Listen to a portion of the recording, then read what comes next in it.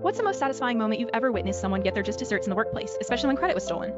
I worked in a bustling digital marketing agency as a junior content strategist. My best friend Emily was a graphic designer, fresh out of college but incredibly talented. Her creativity was off the charts, but she was a quiet, modest person. Our senior designer, a charismatic smooth talker named Leo, had a nasty habit of mentoring junior staff by taking their best ideas, polishing them just enough to call them his own, and then presenting them to management as his brainchild. Emily was his favorite target. She'd spend days crafting intricate visual concepts, only for Leo to claim them as his vision in meetings. She was constantly frustrated, but too shy to speak up. The problem escalated when we were all put on the pitch for Veridian Global, a huge tech client. Emily poured her heart and soul into the core visual identity and the interactive elements for the digital presentation. Her designs weren't just pretty, they were innovative, incorporating subtle animation triggers and a custom-coded data visualization that really brought the client's mission to life. We all knew it was her work, but Leo, as always, presented it as if he conjured it all himself. He talked eloquently about his unique approach to visual storytelling and his groundbreaking interactive solutions, barely glancing at Emily, who sat quietly in the back, her face falling further with every stolen word. Management was clearly impressed, and Leo was basking in the glory, that when I decided enough was enough. I knew Emily wouldn't fight for herself, so I decided to do it for her. During one of the pre-pitch rehearsals, I subtly mentioned to Mr. Chen, the agency's tech-savvy creative director, how Emily had developed a really interesting new kind of adaptive coding for the Veridian project's interactive elements. I knew Mr. Chen loved diving into the technical details. I also knew Leo couldn't code his way out of a paper bag.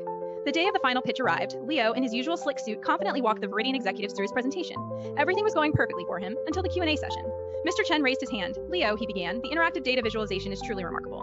Could you elaborate on the core logic behind the adaptive response algorithm? Specifically, the predictive cascade Emily incorporated, if I recall correctly?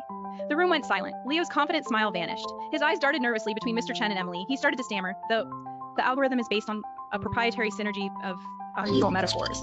He was clearly making it up. Mr. Chen just blinked slowly. Then he turned to Emily, who was pale but clutched my hand for support. Emily, perhaps you could walk us through the predictive cascade. Emily took a deep breath, walked to the front, and with quiet confidence began to explain her custom code, her innovative algorithms, and the intricate logic behind her design.